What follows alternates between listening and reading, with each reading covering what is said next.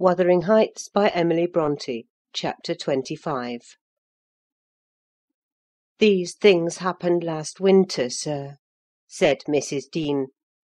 "Hardly more than a year ago. Last winter I did not think at another 12 months' end I should be amusing a stranger to the family with relating them. Yet who knows how long you'll be a stranger? You're too young to rest always contented, living by yourself; and I some way fancy no one could see Catherine Linton and not love her. You smile, but why do you look so lively and interested when I talk about her? And why have you asked me to hang her picture over your fireplace? And why—" "Stop, my good friend!" I cried. "It may be very possible that I should love her, but would she love me? I doubt it too much to venture my tranquillity by running into temptation. And then my home is not here. I'm of the busy world, and to its arms I must return. Go on. Was Catherine obedient to her father's commands?" "She was," continued the housekeeper. Her affection for him was still the chief sentiment in her heart, and he spoke without anger. He spoke in the deep tenderness of one about to leave his treasure amid perils and foes, where his remembered words would be the only aid that he could bequeath to guide her. He said to me a few days afterwards— "I wish my nephew would write, Ellen, or call. Tell me sincerely what you think of him. Is he changed for the better? Or is there a prospect of improvement as he grows a man?" "He's very delicate, sir," I replied, "and scarcely likely to reach manhood. But this I can say, he does not resemble his father; and if Miss Catherine had the misfortune to marry him, he would not be beyond her control, unless she were extremely and foolishly indulgent. However, master, you'll have plenty of time to get acquainted with him, and see whether he would suit her. It wants 4 years and more to his being of age." Edgar sighed, and walking to the window, looked out towards Gimmerton Kirk.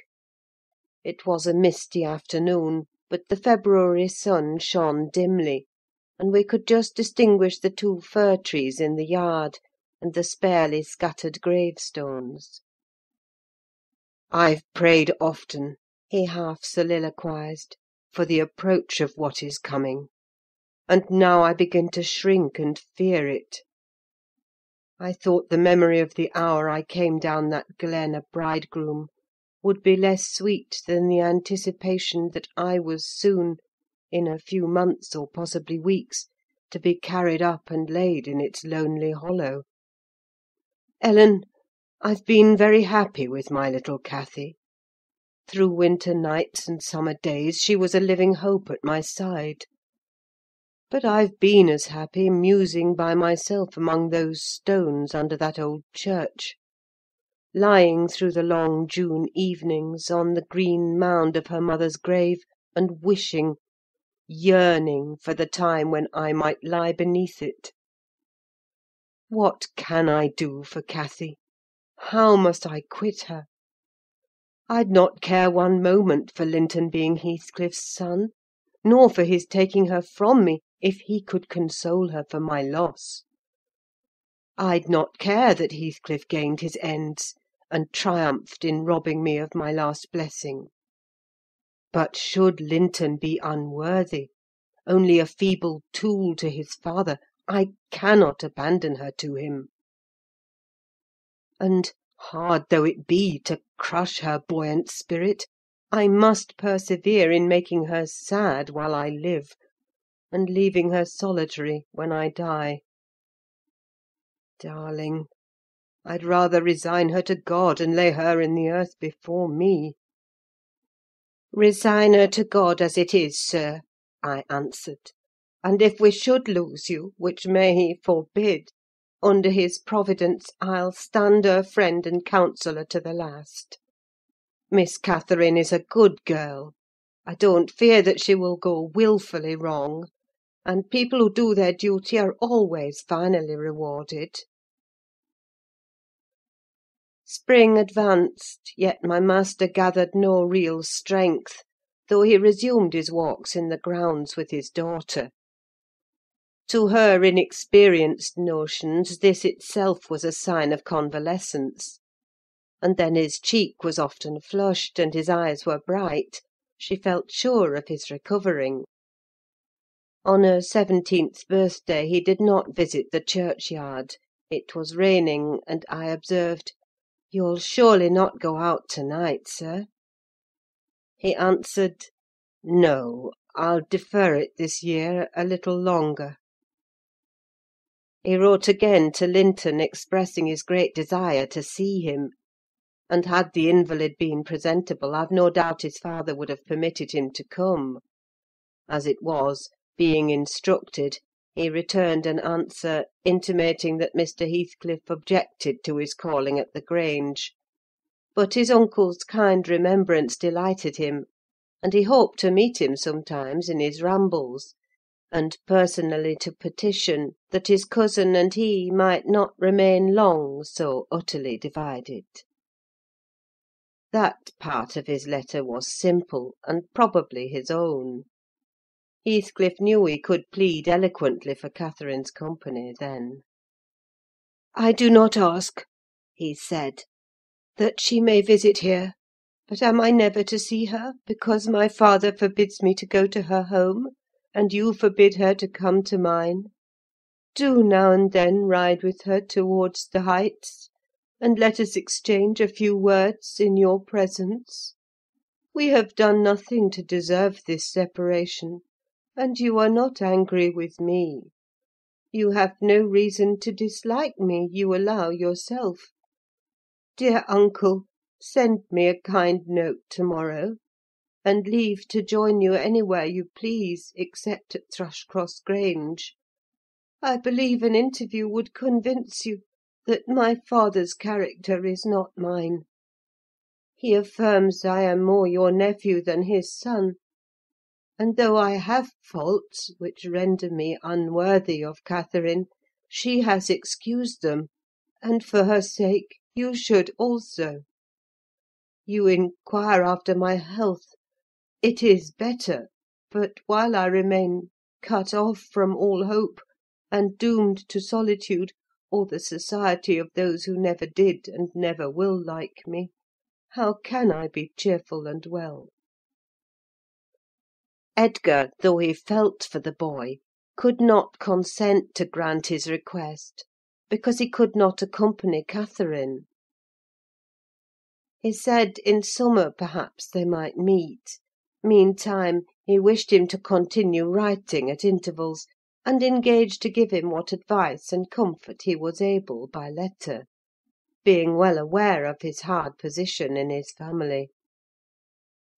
Linton complied, and had he been unrestrained, would probably have spoiled all by filling his epistles with complaints and lamentations; but his father kept a sharp watch over him, and of course insisted on every line that my master sent being shown; so, instead of penning his peculiar personal sufferings and distresses, the themes constantly uppermost in his thoughts, he harped on the cruel obligation of being held asunder from his friend and love, and gently intimated that Mr. Linton must allow an interview soon, or he should fear he was purposely deceiving him with empty promises. Cathy was a powerful ally at home, and between them they at length persuaded my master to acquiesce in their having a ride or a walk together, about once a week, under my guardianship, and on the moors nearest the Grange, for June found him still declining. Though he had set aside yearly a portion of his income for my young lady's fortune, he had a natural desire that she might retain, or at least return in a short time, to the house of her ancestors; and he considered her only prospect of doing that was by a union with his heir. He had no idea that the latter was failing almost as fast as himself; nor had any one, I believe. No doctor visited the Heights, and no one saw Master Heathcliff to make report of his condition among us.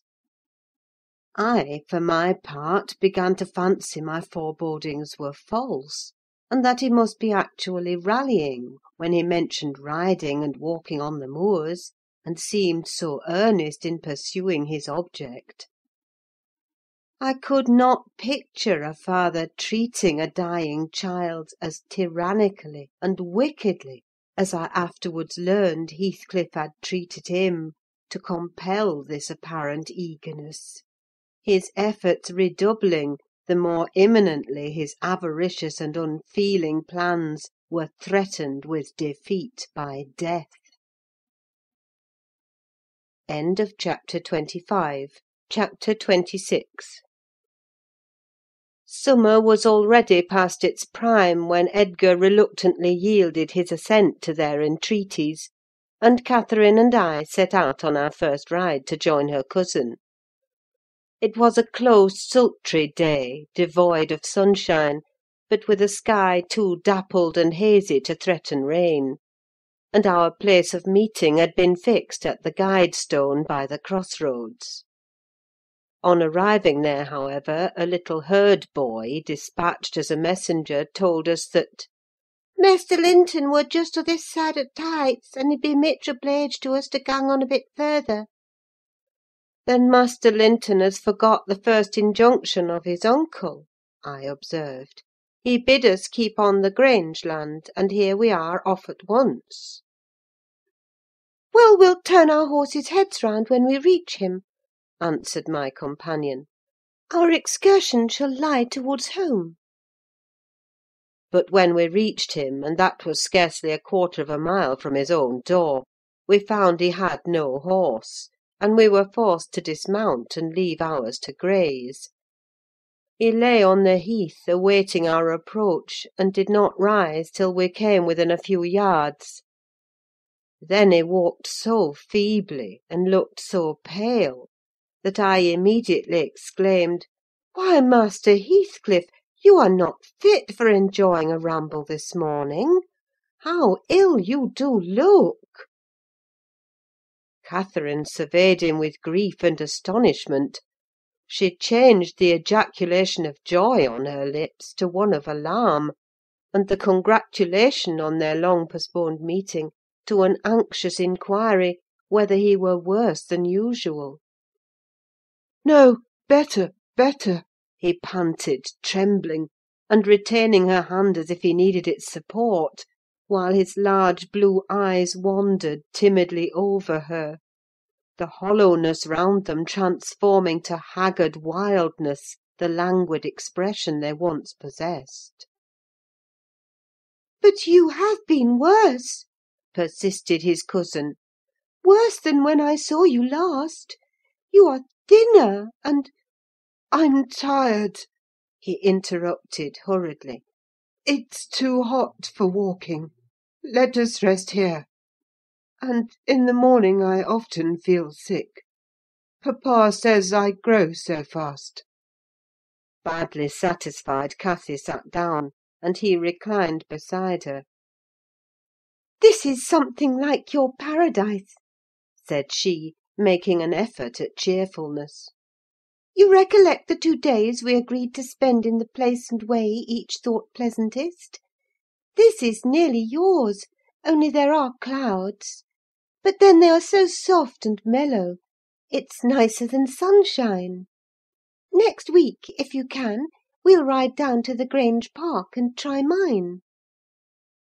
Linton did not appear to remember what she talked of, and he had evidently great difficulty in sustaining any kind of conversation.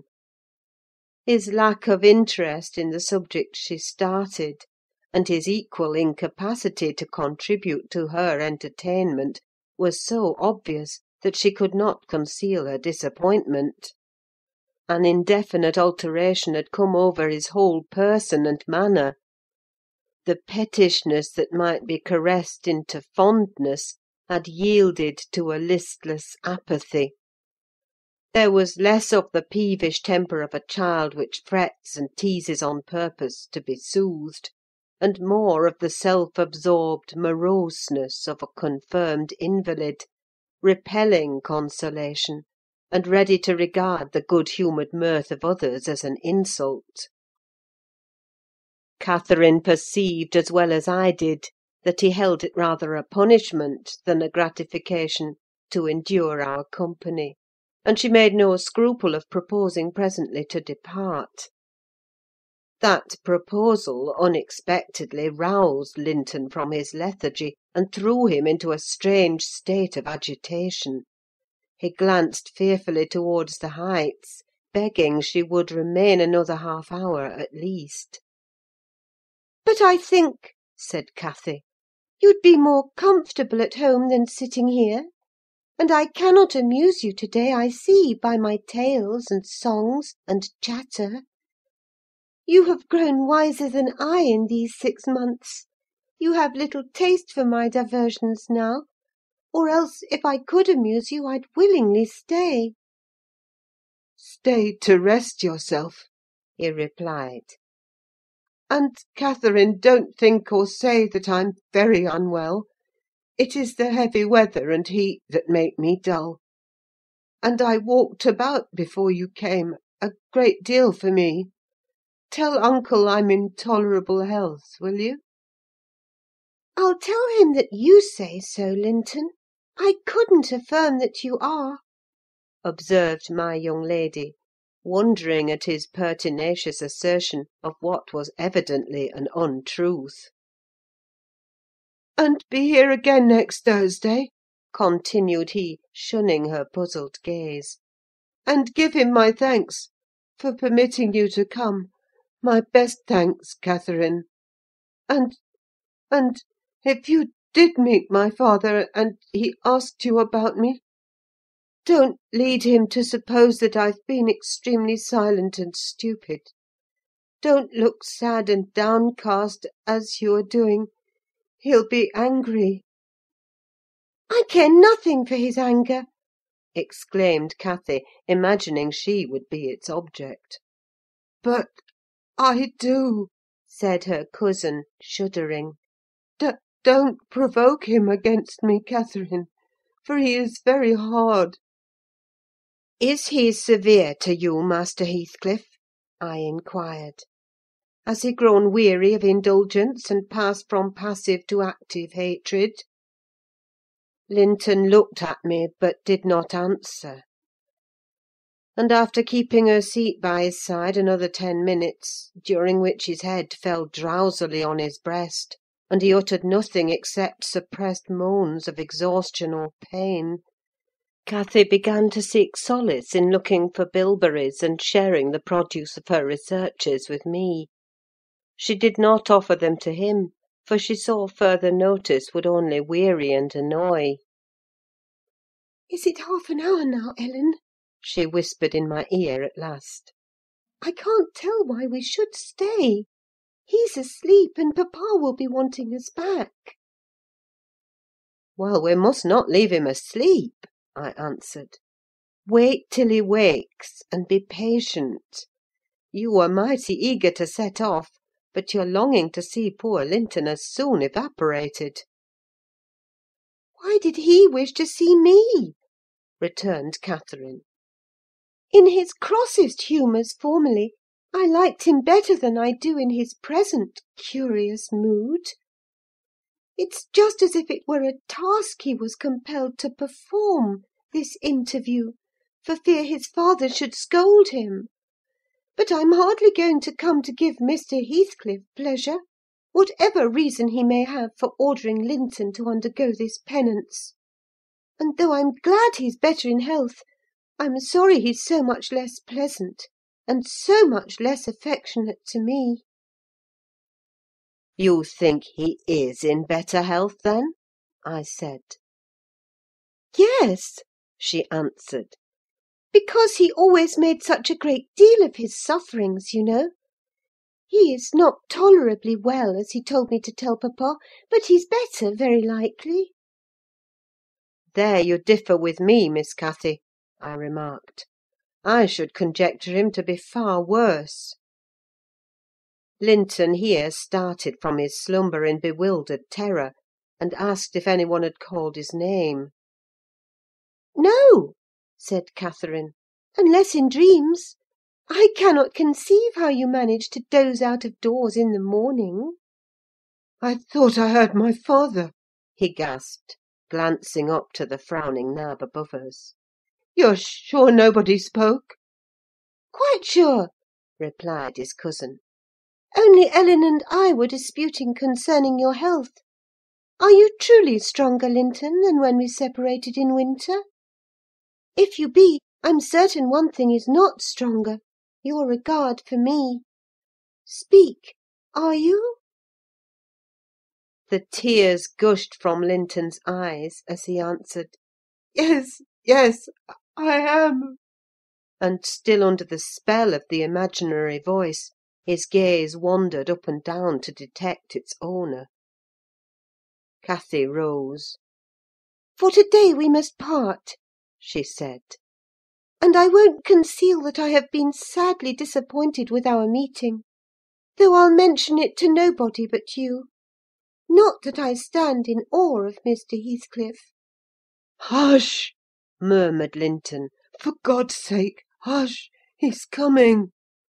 and he clung to Catherine's arm, striving to detain her; but at that announcement she hastily disengaged herself, and whistled to Minnie, who obeyed her like a dog. "I'll be here next Thursday," she cried, springing to the saddle. "Good–bye! Quick, Ellen!" And so we left him, scarcely conscious of our departure, so absorbed was he in anticipating his father's approach. Before we reached home, Catherine's displeasure softened into a perplexed sensation of pity and regret, largely blended with vague, uneasy doubts about Linton's actual circumstances, physical and social, in which I partook, though I counselled her not to say much, for a second journey would make us better judges. My master requested an account of our ongoings. His nephew's offering of thanks was duly delivered, Miss Cathy gently touching on the rest. I also threw little light on his inquiries, for I hardly knew what to hide and what to reveal. End of chapter 26. Chapter 27.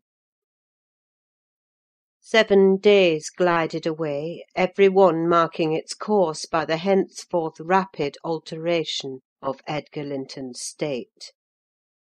The havoc that months had previously wrought was now emulated by the inroads of hours. Catherine we would fain have deluded yet, but her own quick spirit refused to delude her. It divined in secret, and brooded on the dreadful probability, gradually ripening into certainty. She had not the heart to mention her ride when Thursday came round. I mentioned it for her, and obtained permission to order her out of doors; for the library, where her father stopped a short time daily, the brief period he could bear to sit up, and his chamber, had become her whole world. She grudged each moment that did not find her bending over his pillow, or seated by his side. Her countenance grew wan with watching and sorrow, and my master gladly dismissed her to what he flattered himself would be a happy change of scene and society, drawing comfort from the hope that she would not now be left entirely alone after his death. He had a fixed idea, I guessed by several observations he let fall, that, as his nephew resembled him in person, he would resemble him in mind; for Linton's letters bore few or no indications of his defective character; and I, through pardonable weakness, refrained from correcting the error, asking myself what good there would be in disturbing his last moments with information that he had neither power nor opportunity to turn to account. We deferred our excursion till the afternoon, a golden afternoon of August; every breath from the hills so full of life, that it seemed whoever respired it, though dying, might revive. Catherine's face was just like the landscape, shadows and sunshine flitting over it in rapid succession. But the shadows rested longer, and the sunshine was more transient; and her poor little heart reproached itself for even that passing forgetfulness of its cares. We discerned Linton watching at the same spot he had selected before. My young mistress alighted, and told me that, as she was resolved to stay a very little while, I had better hold the pony, and remain on horseback. But I dissented: I wouldn't risk losing sight of the charge committed to me a minute; so we climbed the slope of heath together. Master Heathcliff received us with greater animation on this occasion: not the animation of high spirits, though, nor yet of joy. It looked more like fear. "It is late," he said, speaking short and with difficulty. "Is not your father very ill? I thought you wouldn't come." Why won't you be candid?" cried Catherine, swallowing her greeting. "Why cannot you say at once you don't want me? It is strange, Linton, that for the second time you have brought me here on purpose, apparently to distress us both, and for no reason besides." Linton shivered and glanced at her, half supplicating, half ashamed; but his cousin's patience was not sufficient to endure this enigmatical behaviour. "My father is very ill," she said. "And why am I called from his bedside? Why didn't you send to absolve me from my promise, when you wished I wouldn't keep it? Come! I desire an explanation. Playing and trifling are completely banished out of my mind, and I can't dance attendance on your affectations now." "My affectations!" he murmured. "What are they? For heaven's sake, Catherine, don't look so angry. Despise me as much as you please. I am a worthless, cowardly wretch. I can't be scorned enough, but I'm too mean for your anger. Hate my father, and spare me for contempt." "Nonsense!" cried Catherine in a passion. "Foolish, silly boy! And there he trembles, as if I were really going to touch him! You needn't bespeak contempt, Linton: anybody will have it spontaneously at your service. Get off! I shall return home. It is folly dragging you from the hearthstone and pretending— What do we pretend? Let go my frock. If I pitied you for crying and looking so very frightened, you should spurn such pity. Ellen, tell him how disgraceful this conduct is. Rise, and don't degrade yourself into an abject reptile. Don't!" With streaming face and an expression of agony, Linton had thrown his nerveless frame along the ground. He seemed convulsed with exquisite terror. "Oh!" he sobbed. "I cannot bear it! Catherine, Catherine, I'm a traitor too, and I dare not tell you. But leave me, and I shall be killed. Dear Catherine, my life is in your hands, and you have said you loved me, and if you did, it wouldn't harm you. You'll not go, then, kind, sweet, good Catherine? And perhaps you will consent, and he'll let me die with you." My young lady, on witnessing his intense anguish, stooped to raise him. The old feeling of indulgent tenderness overcame her vexation, and she grew thoroughly moved and alarmed. "Consent to what?" she asked. "To stay? Tell me the meaning of this strange talk, and I will. You contradict your own words and distract me. Be calm and frank, and confess at once all that weighs on your heart. You wouldn't injure me, Linton, would you? You wouldn't let any enemy hurt me if you could prevent it.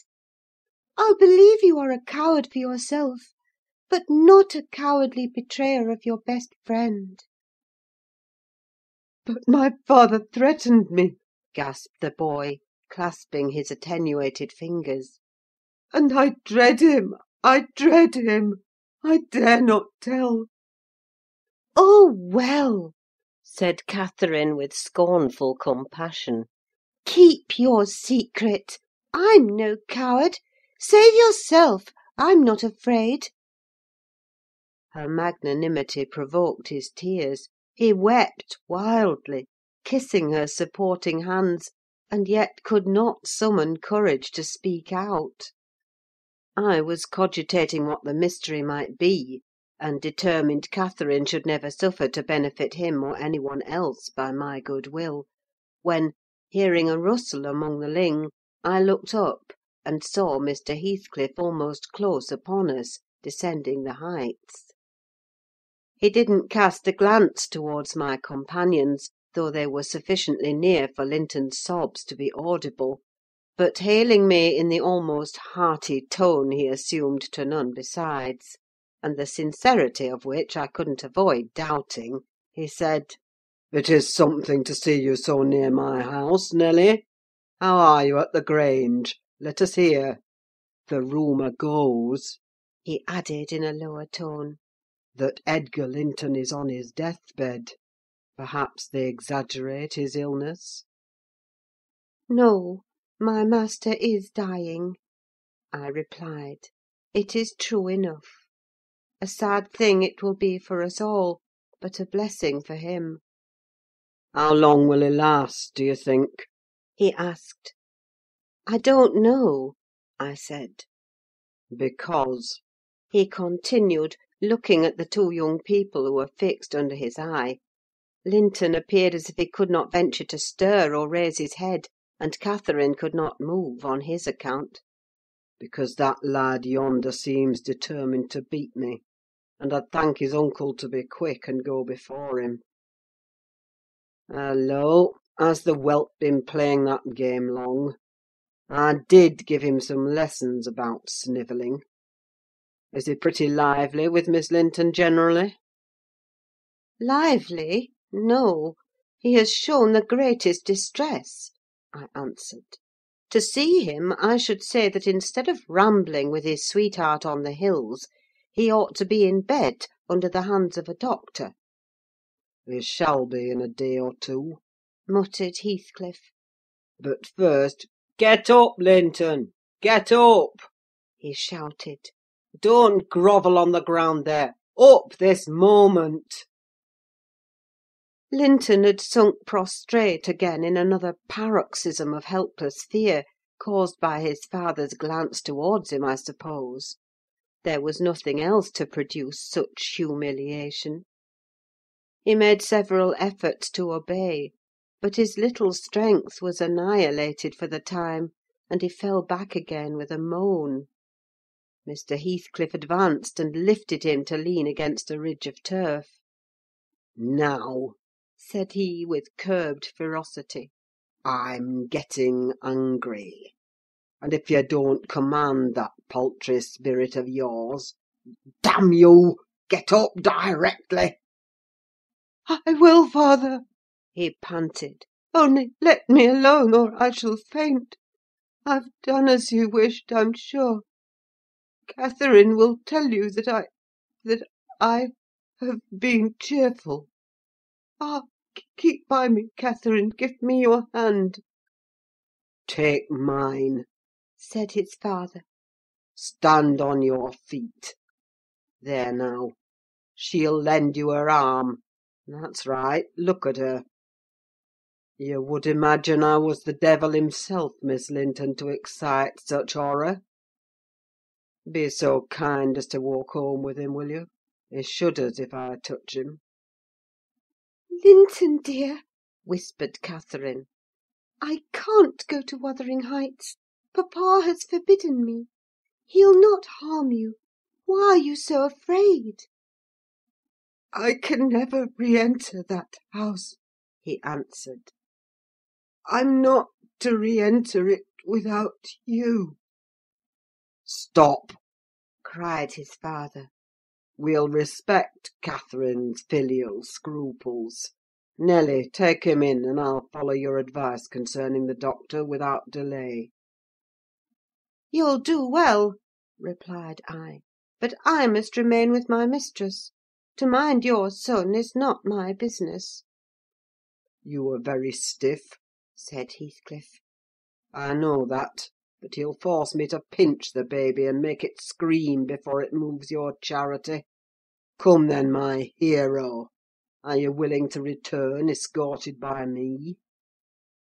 He approached once more, and made as if he would seize the fragile being; but, shrinking back, Linton clung to his cousin, and implored her to accompany him, with a frantic importunity that admitted no denial. However I disapproved, I couldn't hinder her. Indeed, how could she have refused him herself? What was filling him with dread we had no means of discerning; but there he was, powerless under its grip, and any addition seemed capable of shocking him into idiocy.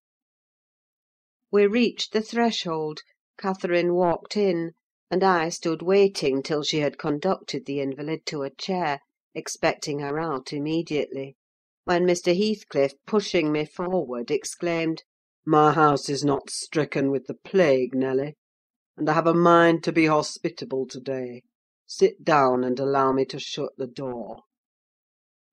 He shut and locked it also. I started. "You shall have tea before you go home," he added. "I'm by myself.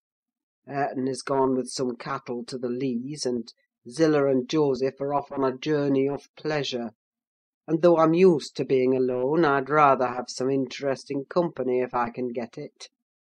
Miss Linton, take your seat by him. I give you what I have. The present is hardly worth accepting, but I have nothing else to offer. It is Linton, I mean. How she does stare! It's odd what a savage feeling I have to anything that seems afraid of me. Had I been born where laws are less strict and tastes less dainty, I should treat myself to a slow vivisection of those two as an evening's amusement." He drew in his breath, struck the table, and swore to himself. "By hell, I hate them!" "I am not afraid of you!" exclaimed Catherine, who could not hear the latter part of his speech. She stepped close up, her black eyes flashing with passion and resolution. "Give me that key! I will have it!" she said. "I wouldn't eat or drink here if I were starving." Heathcliff had the key in his hand that remained on the table. He looked up, seized with a sort of surprise at her boldness, or possibly reminded, by her voice and glance, of the person from whom she inherited it. She snatched at the instrument, and half succeeded in getting it out of his loosened fingers; but her action recalled him to the present: he recovered it speedily. "Now, Catherine Linton," he said, "stand off, or I shall knock you down, and that will make Mrs. Dean mad." Regardless of this warning, she captured his closed hand and its contents again. "We will go!" she repeated, exerting her utmost efforts to cause the iron muscles to relax; and finding that her nails made no impression, she applied her teeth pretty sharply. Heathcliff glanced at me a glance that kept me from interfering a moment. Catherine was too intent on his fingers to notice his face. He opened them suddenly, and resigned the object of dispute; but ere she had well secured it, he seized her with the liberated hand, and, pulling her on his knee, administered with the other a shower of terrific slaps on both sides of the head, each sufficient to have fulfilled his threat, had she been able to fall. At this diabolical violence, I rushed on him furiously. "You villain!" I began to cry. "You villain!" A touch on the chest silenced me. I am stout, and soon put out of breath; and what with that and the rage, I staggered dizzily back, and felt ready to suffocate, or to burst a blood vessel. The scene was over in 2 minutes. Catherine, released, put her 2 hands to her temples, and looked just as if she were not sure whether her ears were off or on. She trembled like a reed, poor thing, and leant against the table, perfectly bewildered. "I know how to chastise children, you see," said the scoundrel grimly, as he stooped to repossess himself of the key, which had dropped to the floor. "Go to Linton now, as I told you, and cry at your ease. I shall be your father to-morrow, all the father you'll have in a few days, and you shall have plenty of that. You can bear plenty, you're no weakling. You shall have a daily taste, if I catch such a devil of a temper in your eyes again." Cathy ran to me instead of Linton, and knelt down and put her burning cheek on my lap, weeping aloud. Her cousin had shrunk into a corner of the settle, as quiet as a mouse, congratulating himself, I daresay, that the correction had alighted on another than him. Mr. Heathcliff, perceiving us all confounded, rose, and expeditiously made the tea himself. The cups and saucers were laid ready. He poured it out, and handed me a cup. "Wash away your spleen," he said, "and help your own naughty pet and mine. It is not poisoned, though I prepared it. I'm going out to seek your horses." Our first thought on his departure was to force an exit somewhere. We tried the kitchen door, but that was fastened outside. We looked at the windows: they were too narrow for even Cathy's little figure. "Master Linton," I cried, seeing we were regularly imprisoned, "you know what your diabolical father is after, and you shall tell us, or I'll box your ears as he has done your cousin's." "Yes, Linton, you must tell," said Catherine. "It was for your sake I came, and it will be wickedly ungrateful if you refuse." "Give me some tea, I'm thirsty, and then I'll tell you," he answered. "Mrs. Dean, go away. I don't like you standing over me. Now, Catherine, you're letting your tears fall into my cup. I won't drink that. Give me another." Catherine pushed another to him, and wiped her face. I felt disgusted at the little wretch's composure, since he was no longer in terror for himself. The anguish he had exhibited on the moor subsided as soon as ever he entered Wuthering Heights, so I guessed he had been menaced with an awful visitation of wrath if he failed in decoying us there; and that accomplished, he had no further immediate fears.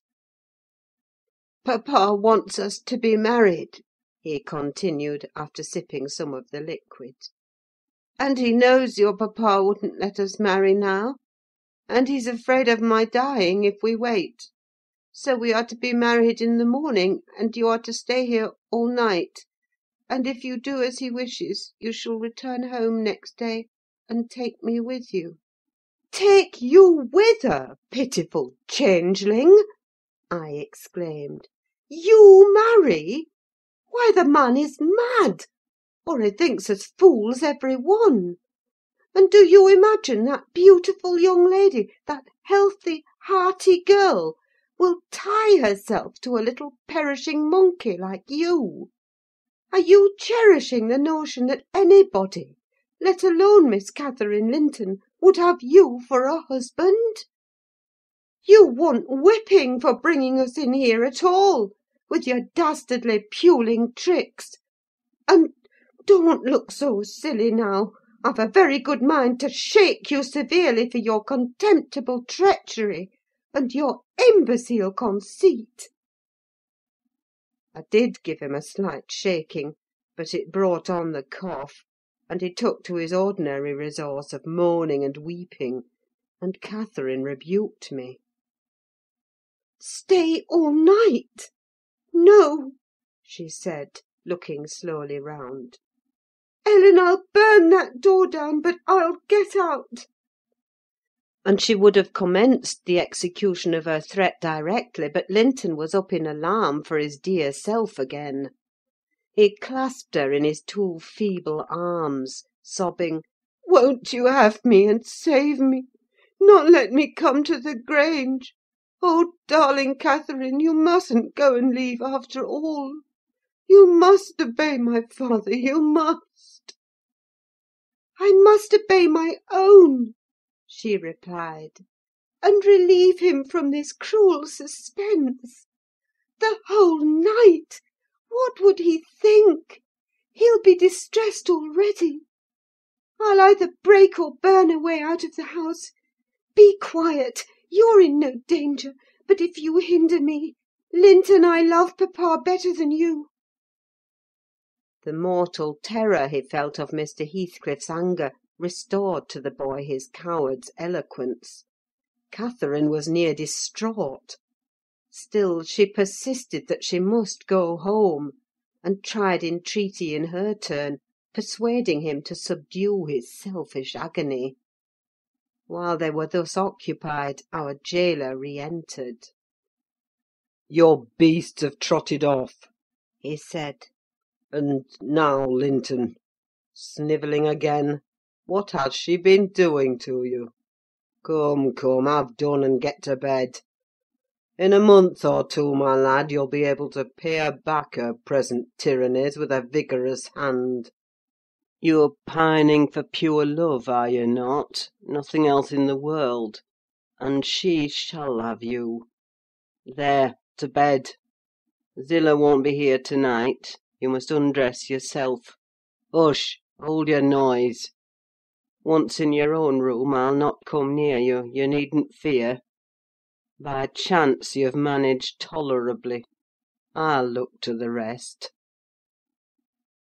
He spoke these words holding the door open for his son to pass, and the latter achieved his exit exactly as a spaniel might, which suspected the person who attended on it of designing a spiteful squeeze. The lock was resecured. Heathcliff approached the fire where my mistress and I stood silent. Catherine looked up, and instinctively raised her hand to her cheek. His neighbourhood revived a painful sensation. Anybody else would have been incapable of regarding the childish act with sternness; but he scowled on her and muttered, "Oh, you are not afraid of me? Your courage is well disguised. You seem damnably afraid." "I am afraid now," she replied, "because if I stay, papa will be miserable; and how can I endure making him miserable when he... Mr. Heathcliff, let me go home. I promised to marry Linton. Papa would like me to, and I love him.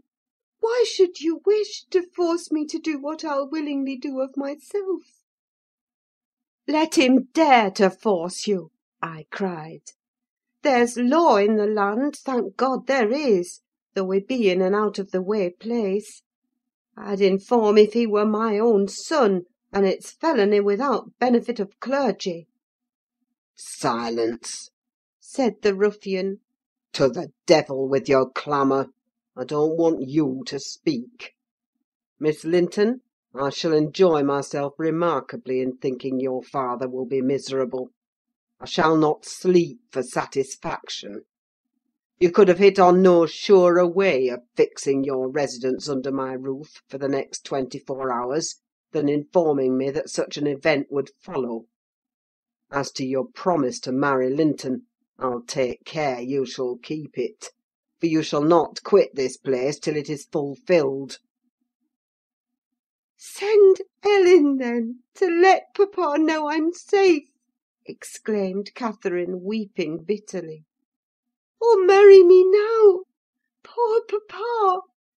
Ellen, he'll think we're lost. What shall we do?" "Not he. He'll think you are tired of waiting on him, and run off for a little amusement," answered Heathcliff. You cannot deny that you entered my house of your own accord, in contempt of his injunctions to the contrary. And it is quite natural that you should desire amusement at your age, and that you would weary of nursing a sick man, and that man only your father. Catherine, his happiest days were over when your days began. He cursed you, I dare say, for coming into the world. I did, at least.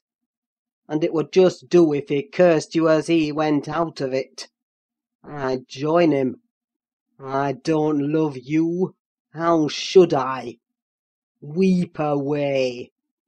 As far as I can see, it will be your chief diversion hereafter, unless Linton make amends for other losses, and your provident parent appears to fancy he may. His letters of advice and consolation entertained me vastly. In his last he recommended my jewel to be careful of his, and kind to her when he got her. Careful and kind, that's paternal. But Linton requires his whole stock of care and kindness for himself. Linton can play the little tyrant well. He'll undertake to torture any number of cats, if their teeth be drawn and their claws pared. You'll be able to tell his uncle fine tales of his kindness when you get home again, I assure you.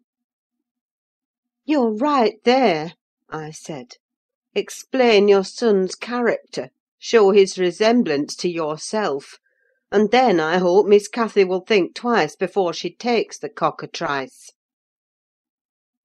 "I don't much mind speaking of his amiable qualities now," he answered, "because she must either accept him or remain a prisoner, and you along with her till your master dies. I can detain you both quite concealed here. If you doubt, encourage her to retract her word, and you'll have an opportunity of judging." "I'll not retract my word," said Catherine.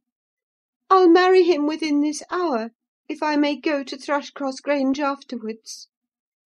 Mr. Heathcliff, you are a cruel man, but you're not a fiend; and you won't, from mere malice, destroy irrevocably all my happiness. If papa thought I had left him on purpose, and if he died before I returned, could I bear to live? I've given over crying, but I'm going to kneel here at your knee, and I'll not get up, and I'll not take my eyes from your face till you look back at me. No, don't turn away! Do look! You'll see nothing to provoke you. I don't hate you. I'm not angry that you struck me. Have you never loved anybody in all your life, uncle? Never? Ah, you must look once. I'm so wretched, you can't help being sorry and pitying me." "Keep your fingers off and move, or I'll kick you," cried Heathcliff, brutally repulsing her. "I'd rather be hugged by a snake. How the devil can you dream of fawning on me? I detest you!" He shrugged his shoulders, shook himself indeed, as if his flesh crept with aversion, and thrust back his chair, while I got up and opened my mouth to commence a downright torrent of abuse. But I was rendered dumb in the middle of the first sentence by a threat that I should be shown into a room by myself the very next syllable I uttered. It was growing dark, we heard a sound of voices at the garden gate. Our host hurried out instantly. He had his wits about him, we had not. There was a talk of 2 or 3 minutes, and he returned alone. "I thought it had been your cousin Hareton," I observed to Catherine. "I wish he would arrive. Who knows but he might take our part?" It was 3 servants sent to seek you from the Grange," said Heathcliff, overhearing me. "You should have opened a lattice and called out; but I could swear that chit is glad you didn't. She's glad to be obliged to stay, I'm certain." At learning the chance we had missed, we both gave vent to our grief without control, and he allowed us to wail on till 9 o'clock. Then he bid us go upstairs through the kitchen to Zillah's chamber, and I whispered my companion to obey. Perhaps we might contrive to get through the window there, or into a garret, or out by its skylight.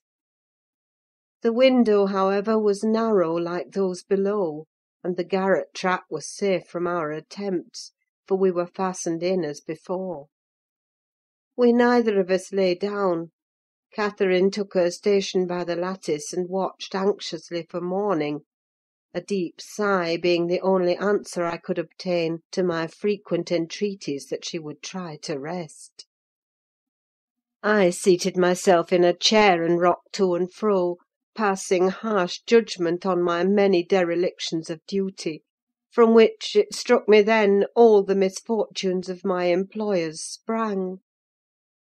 It was not the case in reality, I am aware, but it was in my imagination that dismal night, and I thought Heathcliff himself less guilty than I. At 7 o'clock he came and inquired if Miss Linton had risen. She ran to the door immediately, and answered, "Yes." "Here, then," he said, opening it and pulling her out. I rose to follow, but he turned the lock again. I demanded my release. "Be patient," he replied. "I'll send up your breakfast in a while." I thumped on the panels and rattled the latch angrily, and Catherine asked why I was still shut up. He answered I must try to endure it another hour, and they went away. I endured it 2 or 3 hours. At length I heard a footstep, not Heathcliff's. "I've brought you something to eat," said a voice. "Open the door." Complying eagerly, I beheld Hareton, laden with food enough to last me all day. "Tak' it," he added, thrusting the tray into my hand. "Stay 1 minute," I began. "Nay," cried he, and retired, regardless of any prayers I could pour forth to detain him. And there I remained enclosed the whole day, and the whole of the next night, and another, and another.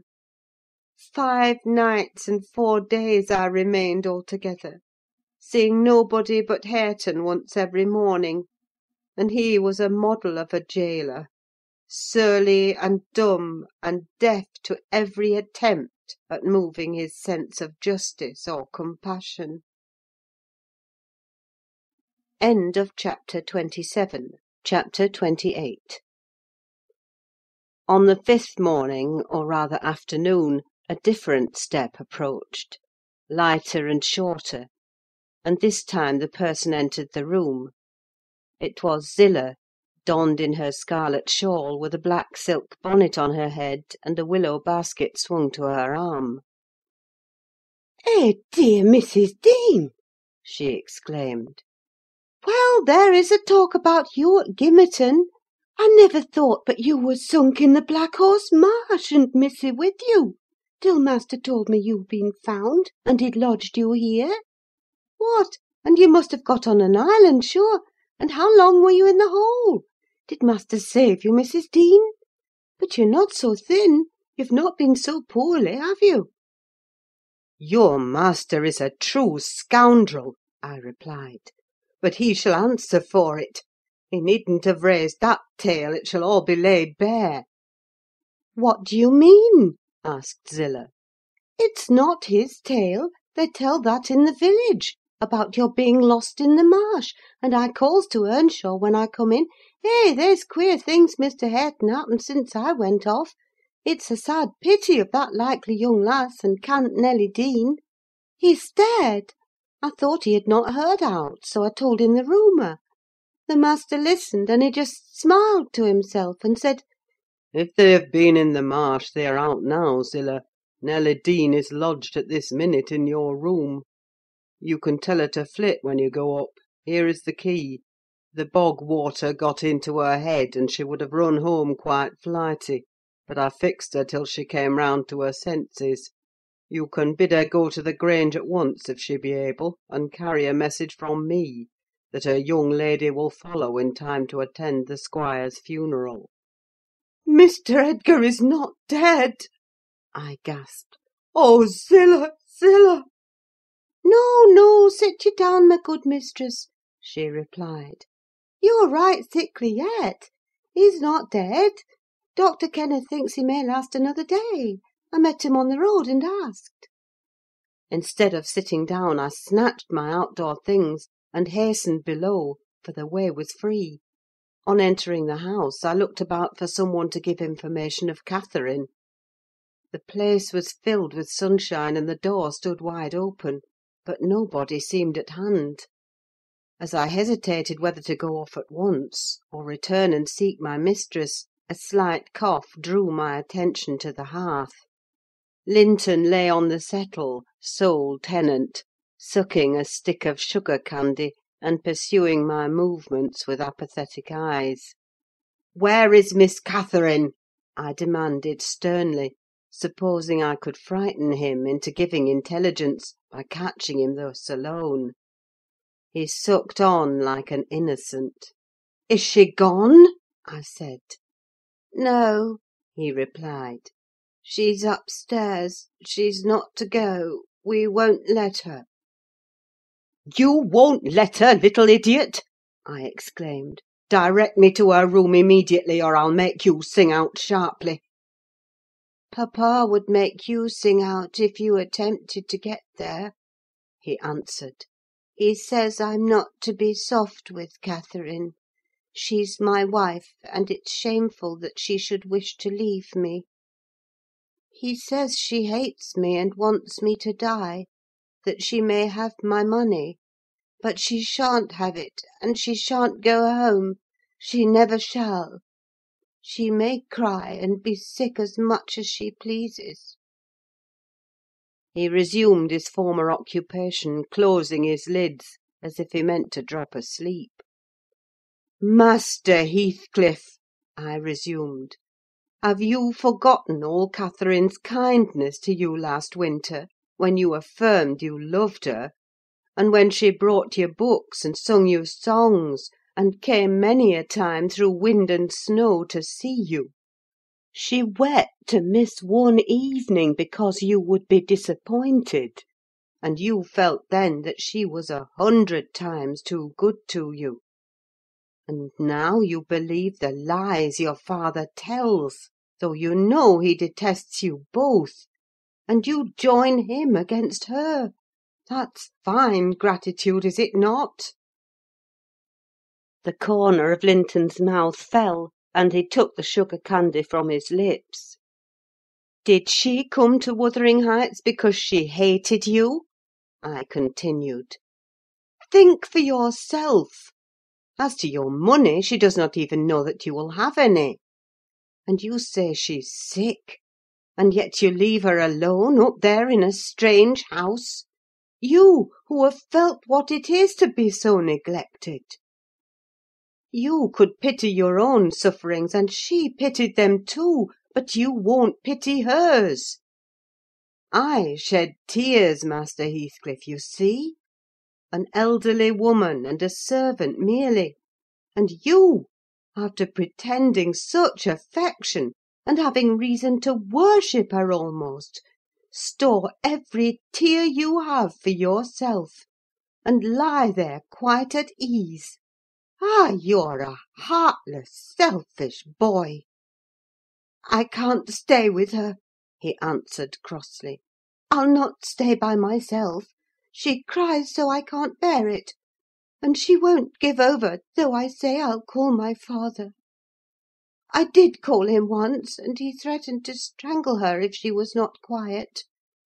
But she began again the instant he left the room, moaning and grieving all night long, though I screamed for vexation that I couldn't sleep. "Is Mr. Heathcliff out?" I inquired, perceiving that the wretched creature had no power to sympathise with his cousin's mental tortures. "He's in the court," he replied, "talking to Dr. Kenneth, who says uncle is dying truly at last.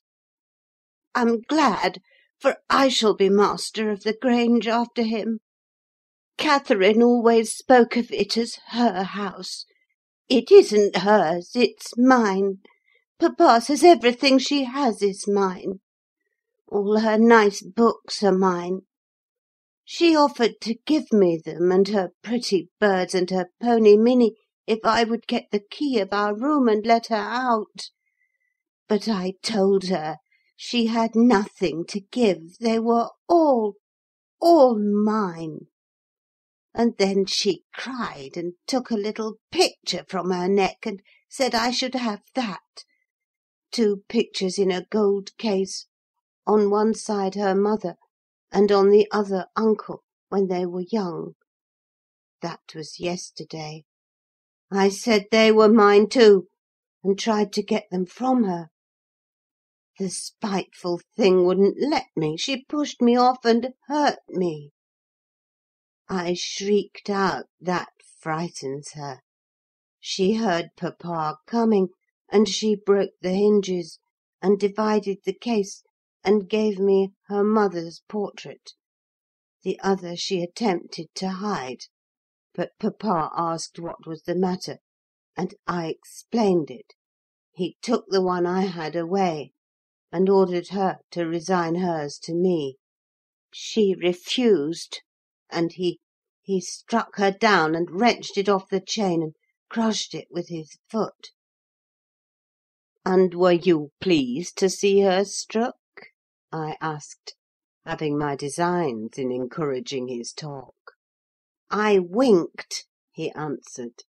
"I winked to see my father strike a dog or a horse, he does it so hard. Yet I was glad at first. She deserved punishing for pushing me. But when papa was gone, she made me come to the window, and showed me her cheek, cut on the inside against her teeth, and her mouth filling with blood. And then she gathered up the bits of the picture, and went and sat down with her face to the wall, and she has never spoken to me since, and I sometimes think she can't speak for pain. I don't like to think so, but she's a naughty thing for crying continually, and she looks so pale and wild, I'm afraid of her." "And you can get the key if you choose?" I said. "Yes, when I am upstairs," he answered. "But I can't walk upstairs now." "In what apartment is it?" I asked. "Oh," he cried, "I shan't tell you where it is. It is our secret. Nobody, neither Hareton nor Zillah, is to know. There, you've tired me. Go away, go away." And he turned his face on to his arm, and shut his eyes again. I considered it best to depart without seeing Mr. Heathcliff, and bring a rescue for my young lady from the Grange. On reaching it, the astonishment of my fellow servants to see me, and their joy also, was intense; and when they heard that their little mistress was safe, 2 or 3 were about to hurry up and shout the news at Mr. Edgar's door, but I bespoke the announcement of it myself. How changed I found him, even in those few days! He lay an image of sadness and resignation, awaiting his death.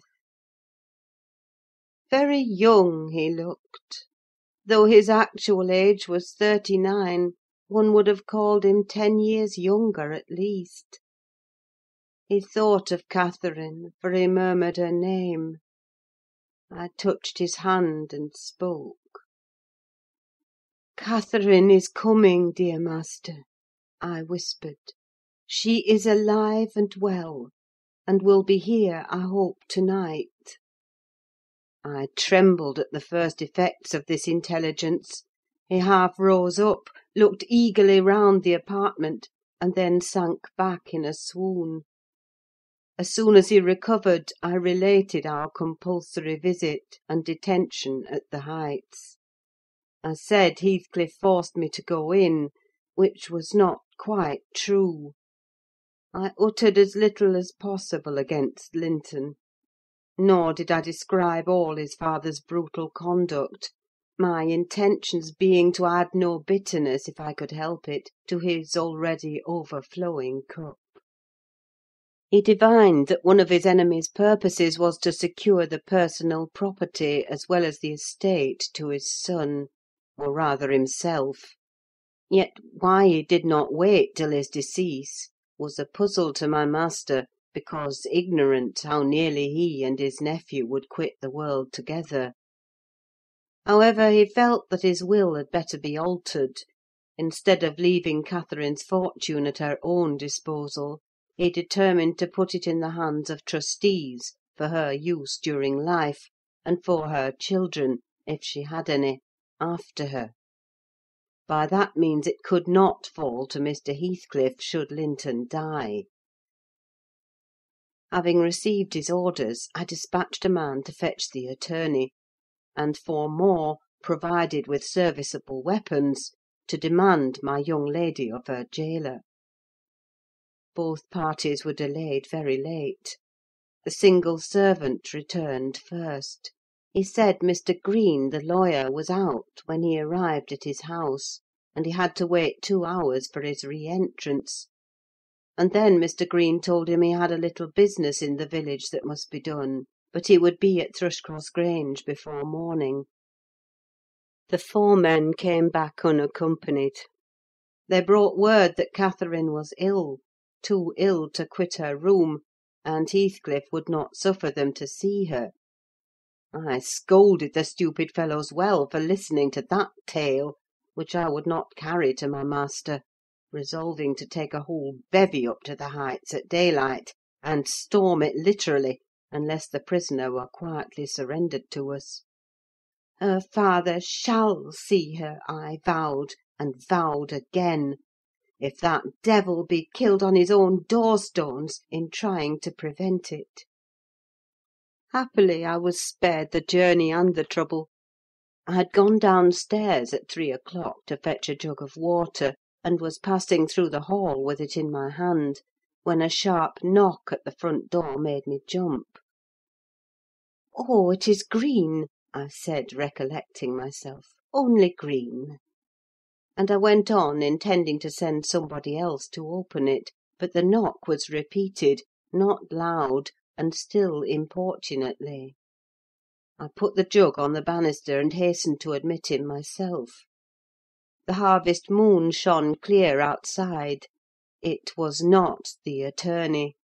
My own sweet little mistress sprang on my neck, sobbing, "Ellen, Ellen, is papa alive?"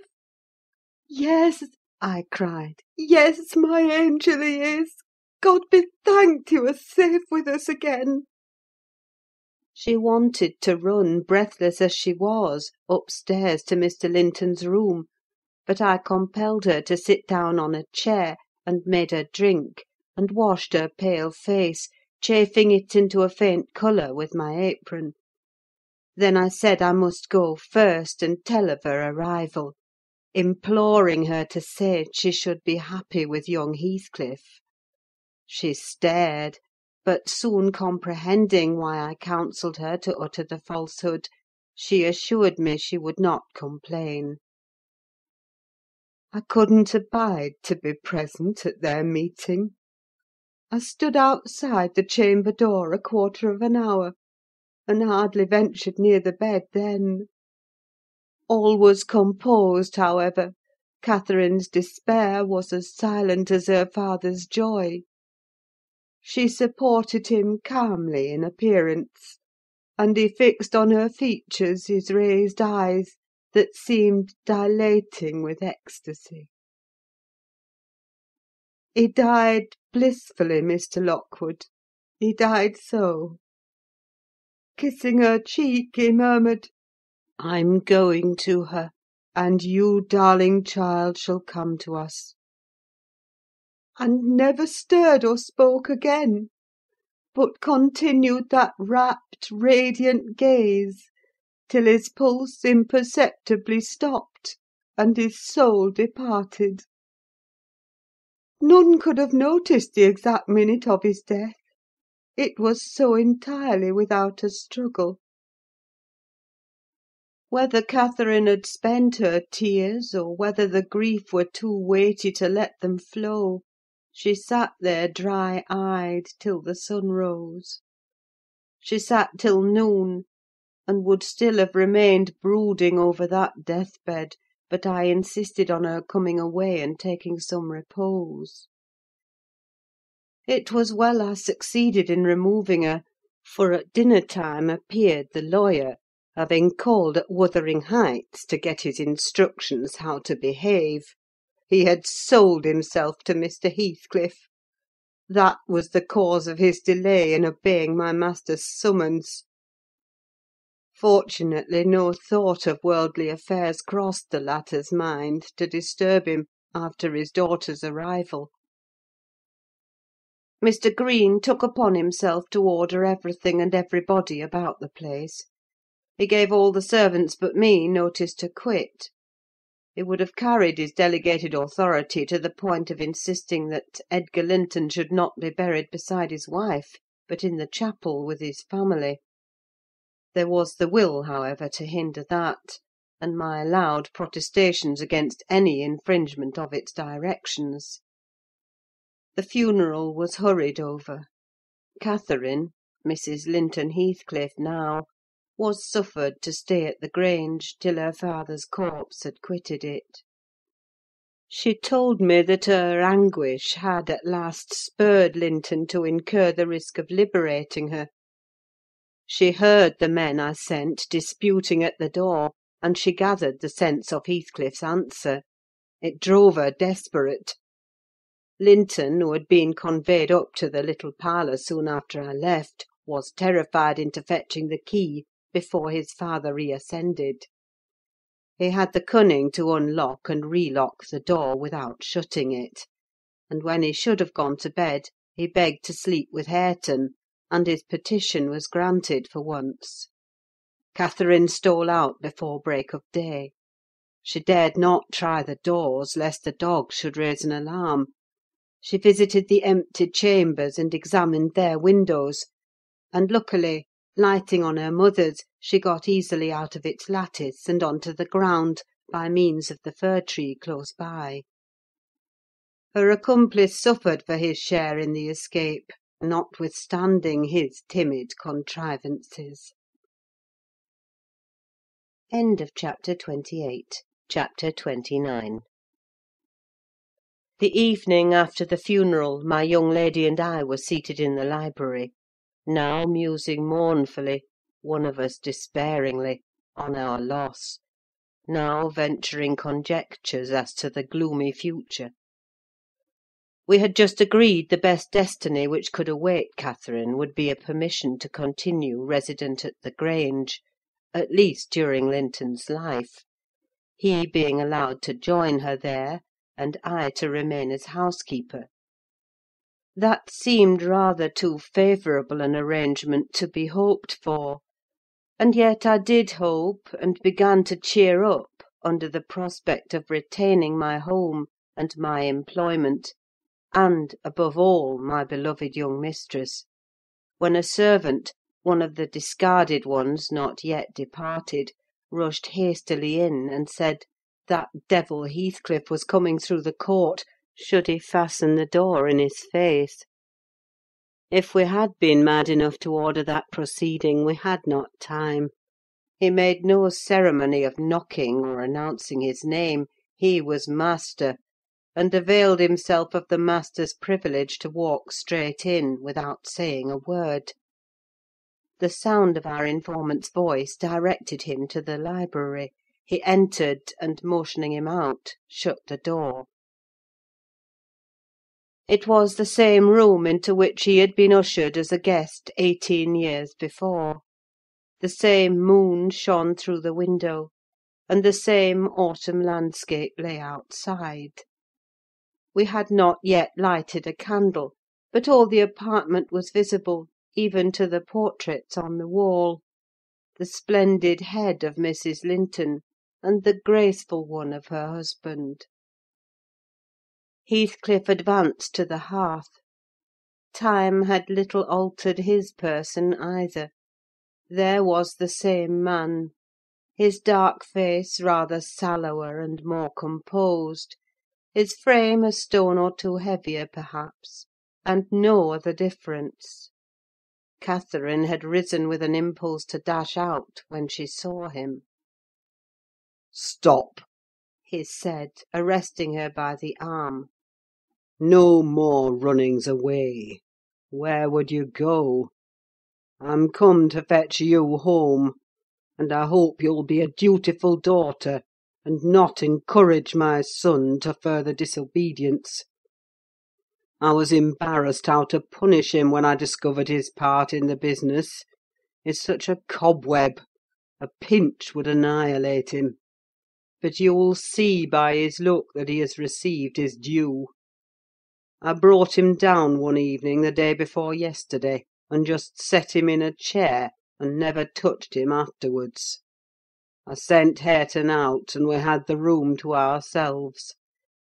In 2 hours I called Joseph to carry him up again, and since then my presence is as potent on his nerves as a ghost, and I fancy he sees me often, though I am not near.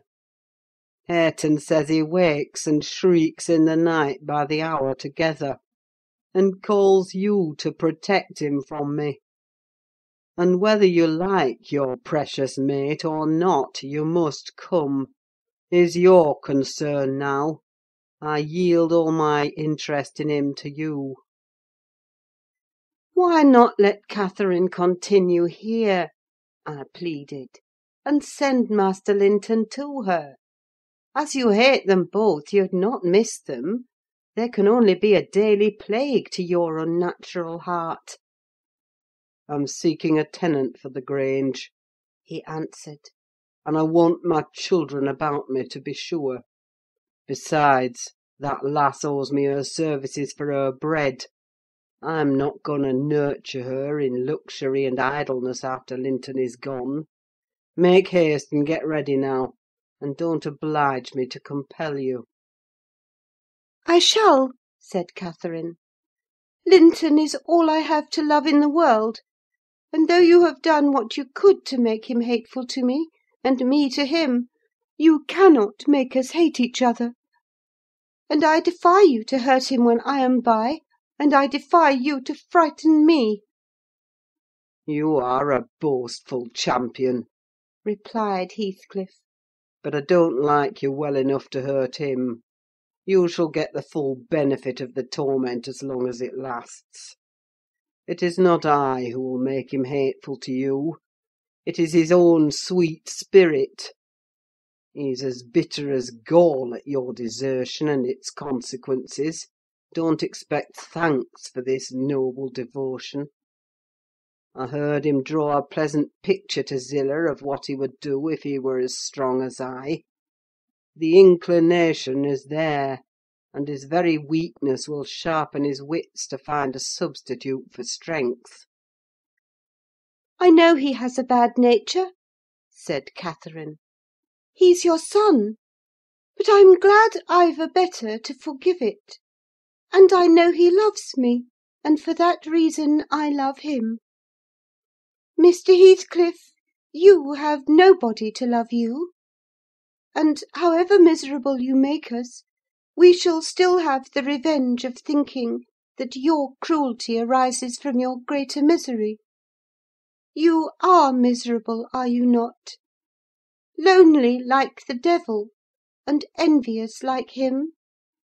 Nobody loves you. Nobody will cry for you when you die. I wouldn't be you." Catherine spoke with a kind of dreary triumph. She seemed to have made up her mind to enter into the spirit of her future family, and draw pleasure from the griefs of her enemies. You shall be sorry to be yourself presently, Said her father-in-law. if you stand there another minute. Begone, witch, and get your things. She scornfully withdrew. In her absence, I began to beg for Zillah's place at the Heights, offering to resign mine to her; but he would suffer it on no account. He bid me be silent, and then, for the first time, allowed himself a glance round the room, and a look at the pictures. Having studied Mrs. Linton's, he said, I shall have that home, not because I need it, but... He turned abruptly to the fire, and continued with what, for lack of a better word, I must call a smile. I'll tell you what I did yesterday. I got the sexton who was digging Linton's grave to remove the earth off her coffin lid, and I opened it. I thought once I would have stayed there. When I saw her face again, it is hers yet. He had hard work to stir me, but he said it would change if the air blew on it, and so I struck one side of the coffin loose and covered it up. Not Linton's side, damn him! I wish he'd been soldered in lead. And I bribed the sexton to pull it away when I'm laid there, and slide mine out too. I'll have it made so. And then, by the time Linton gets to us, he'll not know which is which. "You were very wicked, Mr. Heathcliff!" I exclaimed. "Were you not ashamed to disturb the dead?" I disturbed nobody, Nelly, he replied. and I gave some ease to myself. I shall be a great deal more comfortable now, and you will have a better chance of keeping me underground when I get there. Disturbed her? No! She has disturbed me night and day through 18 years, incessantly, remorselessly, till yesternight. And yesternight I was tranquil. I dreamt I was sleeping the last sleep by that sleeper, with my heart stopped and my cheek frozen against hers. "And if she had been dissolved into earth, or worse, what would you have dreamt of then?" I said. Of dissolving with her, and being more happy still, he answered. Do you suppose I dread any change of that sort? I expected such a transformation on raising the lid, but I'm better pleased that it should not commence till I share it. Besides, unless I had received a distinct impression of her passionless features, that strange feeling would hardly have been removed. It began oddly. You know I was wild after she died, and eternally, from dawn to dawn, praying her to return to me her spirit. I have a strong faith in ghosts. I have a conviction that they can and do exist among us. The day she was buried, there came a fall of snow. In the evening I went to the churchyard. It blew bleak as winter; all round was solitary. I didn't fear that her fool of a husband would wander up the glen so late, and no one else had business to bring them there. Being alone, and conscious 2 yards of loose earth was the sole barrier between us, I said to myself, I'll have her in my arms again. If she be cold, I'll think it is this north wind that chills me, and if she be motionless, it is sleep. I got a spade from the tool-house and began to delve with all my might. It scraped the coffin. I fell to work with my hands. The wood commenced cracking about the screws. I was on the point of attaining my object, when it seemed that I heard a sigh from someone above, close at the edge of the grave, and bending down. "If I can only get this off," I muttered, "I wish they may shovel in the earth over us both." And I wrenched at it more desperately still. There was another sigh, close at my ear. I appeared to feel the warm breath of it displacing the sleet-laden wind. I knew no living thing in flesh and blood was by, but as certainly as you perceive the approach to some substantial body in the dark, though it cannot be discerned, so certainly I felt that Cathy was there, not under me, but on the earth. A sudden sense of relief flowed from my heart through every limb. I relinquished my labour of agony, and turned consoled at once, unspeakably consoled. Her presence was with me.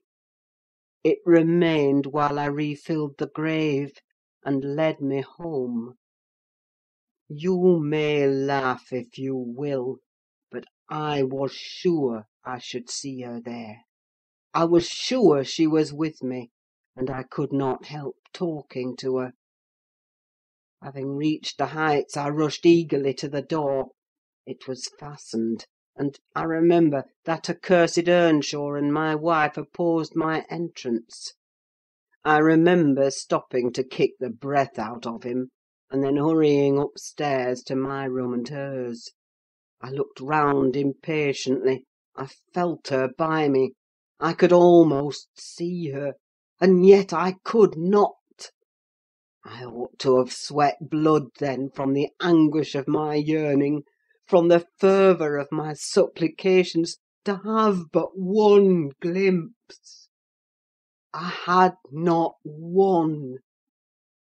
She showed herself, as she often was in life, a devil to me; and since then, sometimes more and sometimes less, I've been the sport of that intolerable torture. Infernal! Keeping my nerves at such a stretch that, if they had not resembled catgut, they would long ago have relaxed to the feebleness of Linton's. When I sat in the house with Hareton, it seemed that on going out I should meet her. When I walked on the moors, I should meet her coming in. When I went from home, I hastened to return. She must be somewhere at the Heights, I was certain. And when I slept in her chamber, I was beaten out of that. I couldn't lie there. For the moment I closed my eyes, she was either outside the window, or sliding back the panels, or entering the room, or even resting her darling head on the same pillow as she did when a child. And I must open my lids to see. And so I opened and closed them 100 times a night, to be always disappointed. It racked me. I've often groaned aloud till that old rascal Joseph no doubt believed that my conscience was playing the fiend inside of me. Now, since I've seen her, I'm pacified a little. It was a strange way of killing. Not by inches, but by fractions of hairbreadths, to beguile me with the spectre of a hope through 18 years. Mr. Heathcliff paused and wiped his forehead. His hair clung to it wet with perspiration. His eyes were fixed on the red embers of the fire, the brows not contracted but raised next the temples, diminishing the grim aspect of his countenance, but imparting a peculiar look of trouble, and a painful appearance of mental tension towards one absorbing subject. He only half addressed me, and I maintained silence. I didn't like to hear him talk.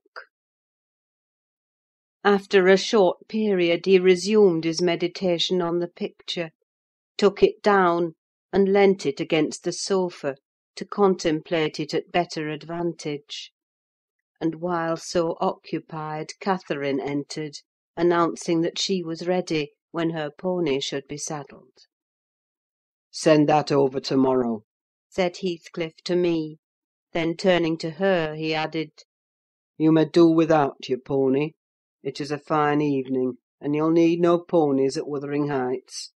For what journeys you take, your own feet will serve you. Come along. "Good-bye, Ellen," whispered my dear little mistress. As she kissed me, her lips felt like ice. "Come and see me, Ellen. Don't forget." Take care you do no such thing, Mrs. Dean. said her new father. When I wish to speak to you, I'll come here. I want none of your prying at my house. He signed her to precede him, and, casting back a look that cut my heart, she obeyed. I watched them from the window walk down the garden. Heathcliff fixed Catherine's arm under his, though she disputed the act at first, evidently; and with rapid strides he hurried her into the alley whose trees concealed them. Chapter 29. Chapter 30. I have paid a visit to the Heights, but I have not seen her since she left. Joseph held the door in his hand when I called to ask after her, and wouldn't let me pass. He said Mrs. Linton was "thrang," and the master was not in. Zillah has told me something of the way they go on, otherwise I should hardly know who was dead and who living. She thinks Catherine haughty, and does not like her, I can guess by her talk. My young lady asked some aid of her when she first came, but Mr. Heathcliff told her to follow her own business, and let his daughter-in-law look after herself; and Zillah willingly acquiesced, being a narrow-minded, selfish woman. Catherine evinced a child's annoyance at this neglect, repaid it with contempt, and thus enlisted my informant among her enemies as securely as if she had done her some great wrong. I had a long talk with Zillah about 6 weeks ago, a little before you came, one day when we foregathered on the moor, and this is what she told me.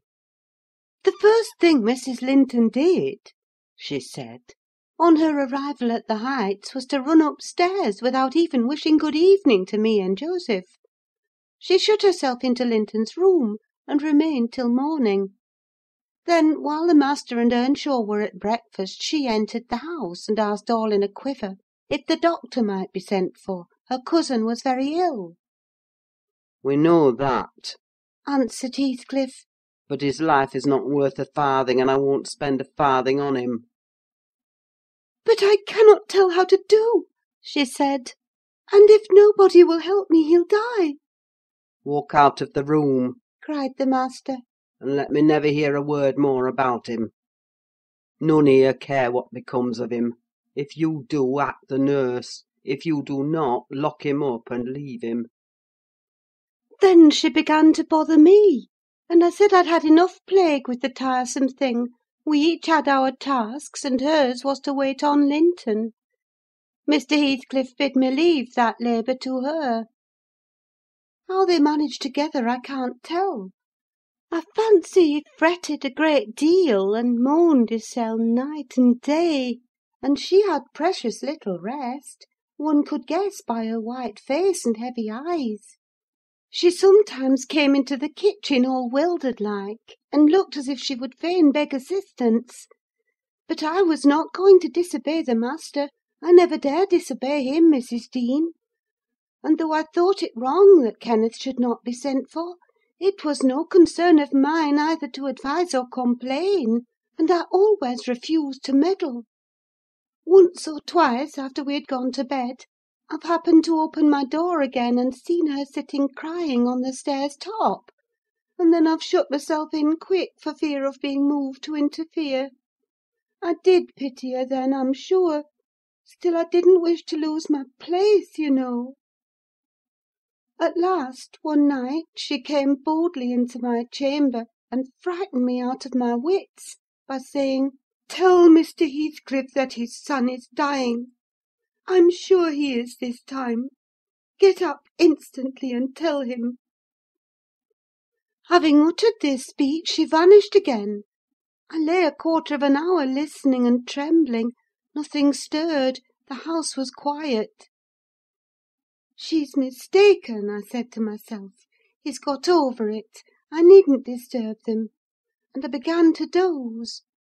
But my sleep was marred a second time by a sharp ringing of the bell, the only bell we have, put up on purpose for Linton; and the master called to me to see what was the matter, and inform them that he wouldn't have that noise repeated. I delivered Catherine's message. He cursed to himself, and in a few minutes came out with a lighted candle, and proceeded to their room. I followed. Mrs. Heathcliff was seated by the bedside, with her hands folded on her knees. Her father-in-law went up, held the light to Linton's face, looked at him, and touched him. Afterwards he turned to her. "Now, Catherine, He said. how do you feel? She was dumb. How do you feel, Catherine?" He repeated. "He's safe, and I'm free," she answered. "I should feel well, but," she continued, with a bitterness she couldn't conceal, "you have left me so long to struggle against death alone, that I feel and see only death. I feel like death." And she looked like it too. I gave her a little wine. Hareton and Joseph, who had been wakened by the ringing and the sound of feet, and heard our talk from outside, now entered. Joseph was fain, I believe, of the lad's removal. Hareton seemed a thought bothered, though he was more taken up with staring at Catherine than thinking of Linton. But the master bid him get off to bed again: we didn't want his help. He afterwards made Joseph remove the body to his chamber, and told me to return to mine, and Mrs. Heathcliff remain by herself. In the morning he sent me to tell her she must come down to breakfast. She had undressed, and appeared going to sleep, and said she was ill, at which I hardly wondered. I informed Mr. Heathcliff, and he replied, "Well, let her be till after the funeral, and go up now and then to get her what is needful; and as soon as she seems better, tell me." Cathy stayed upstairs a fortnight, according to Zillah, who visited her twice a day, and would have been rather more friendly, but her attempts at increasing kindness were proudly and promptly repelled. Heathcliff went up once to show her Linton's will. He had bequeathed the whole of his, and what had been her, movable property to his father. The poor creature was threatened or coaxed into that act during her week's absence, when his uncle died. The lands, being a minor, he could not meddle with.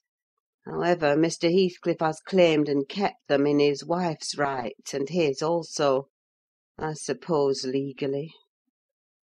At any rate, Catherine, destitute of cash and friends, cannot disturb his possession. "Nobody," said Zillah. ever approached her door, except that once, but I, and nobody asked anything about her. The first occasion of her coming down into the house was on a Sunday afternoon. She had cried out, when I carried up her dinner, that she couldn't bear any longer being in the cold; and I told her the master was going to Thrushcross Grange, and Earnshaw and I needn't hinder her from descending.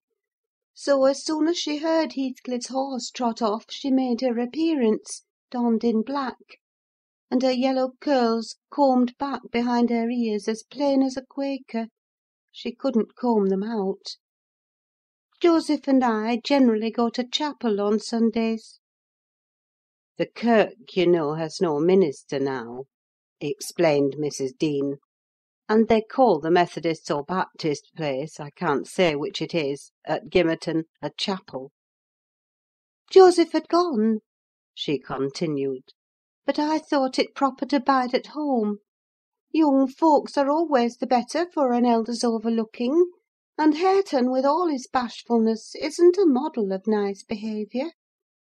I let him know that his cousin would very likely sit with us, and she had been always used to see the Sabbath respected, so he had as good leave his guns and bits of indoor work alone while she stayed. He coloured up at the news, and cast his eyes over his hands and clothes. The train oil and gunpowder were shoved out of sight in a minute. I saw he meant to give her his company, and I guessed by his way he wanted to be presentable; so, laughing, as I durst not laugh when the master is by, I offered to help him if he would, and joked at his confusion. He grew sullen and began to swear. "Now, Mrs. Dean," Zillah went on, seeing me not pleased by her manner, "you happen think your young lady too fine for Mr. Hareton, and happen you're right; but I own I should love well to bring her pride a peg lower. And what will all her learning and her daintiness do for her now? She's as poor as you or I: poorer, I'll be bound you're saying, and I'm doing my little all that road." Hareton allowed Zillah to give him her aid, and she flattered him into a good humour; so when Catherine came, half forgetting her former insults, he tried to make himself agreeable by the housekeeper's account. "Missis walked in," she said, "as chill as an icicle and as high as a princess. I got up and offered her my seat in the arm-chair. No, she turned up her nose at my civility. Earnshaw rose too, and bid her come to the settle and sit close by the fire: he was sure she was starved. "I've been starved a month and more," she answered, resting on the word as scornful as she could; and she got a chair for herself, and placed it at a distance from both of us. Having sat till she was warm, she began to look round, and discovered a number of books on the dresser.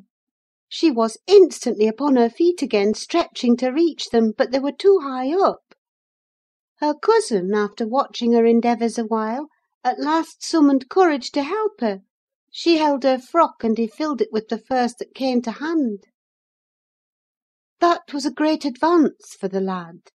She didn't thank him, still he felt gratified that she had accepted his assistance, and ventured to stand behind as she examined them, and even to stoop and point out what struck his fancy in certain old pictures which they contained; nor was he daunted by the saucy style in which she jerked the page from his finger.